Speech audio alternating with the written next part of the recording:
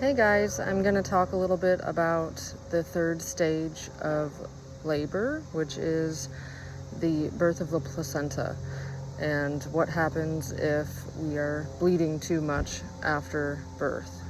So first, you want to start with making sure that you're nourishing yourself well during the pregnancy to build up that extra blood supply that you'll need so that you have the extra blood to lose and that you're not losing blood that you need in your body. So to do that, you have to make sure that you are eating food high in iron throughout your pregnancy and getting loads of fluids that are full of electrolytes and minerals, and just trying to make sure that you're getting nourished well so that you can build that blood supply.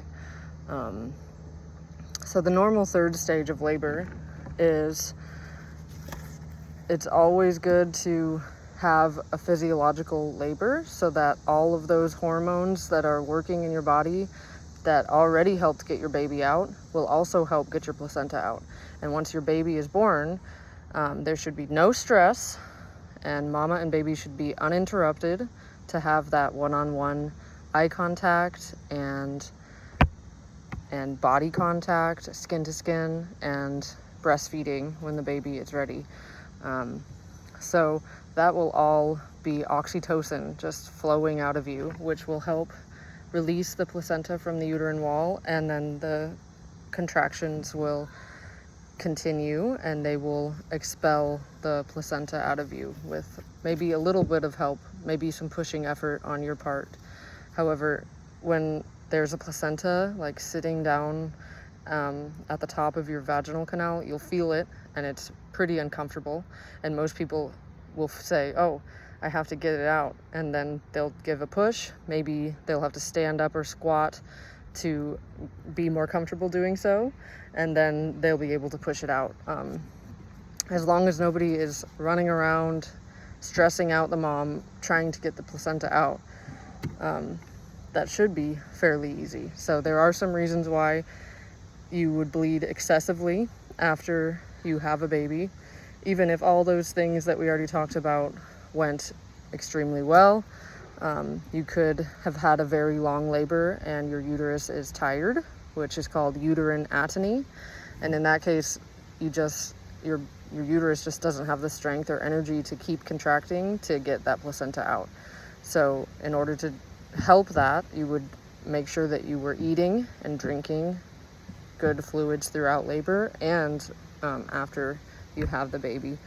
You still want that oxytocin, so that's the most important thing. And then another thing that could withhold it or cause excessive bleeding is even your mental state or your emotional state. Sometimes beliefs that you are going to bleed a lot actually cause you to bleed a lot. The connection between the mind and body is so strong that there's a lot that we can't even comprehend with how that works. And then another reason why you might bleed is maybe you got cut or a laceration somewhere while the baby was descending. Those should be able to they should clot and form a scab and stop bleeding relatively soon, unless you have some sort of coagulation factor where your body has a hard time clotting. And then another reason might be a hematoma, which is kind of like a blood-filled spot underneath the skin. And then another reason might be you have retained placenta fragments or clots inside that need to be helped to get out. So things that you can do that your midwife might suggest is, first, just check in with how you're feeling mentally and emotionally, and just make sure that it's not something there that's blocking the progress.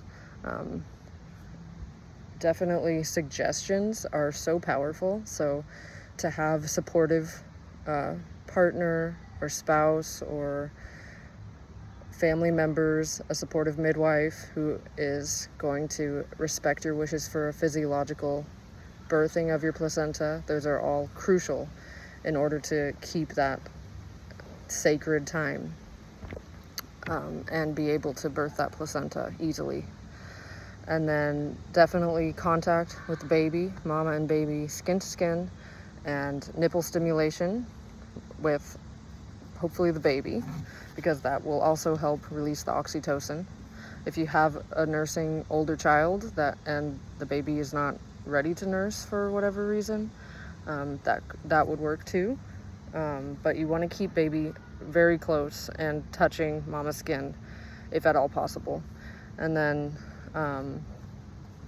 you can empty your bladder. Sometimes having a full bladder can cause excess bleeding because it's in the way, and your body has to figure out how to do all of that and get around the full bladder. And then you can also very gently massage the fundus, either kind of like tracing the uterus very gently to get it to kind of wake up and do its job. You can also rub back and forth like this very, very gently. You don't ever want to push hard, especially if a placenta is still in there attached, because then you could break it off on accident. And then the next thing that I would suggest is like a tea. You definitely want to be hydrating. A tea with maybe angelica or cotton root bark, witch hazel, or motherwort are all great for stopping postpartum bleeding. And then the best thing to do if the placenta is not out is to cut a piece of the cord or a piece of the like the side of the placenta, or a piece of the cord off, and stick it right in the cheek, so that all those hormones that are in there can signal your body to release the placenta. Thanks for listening.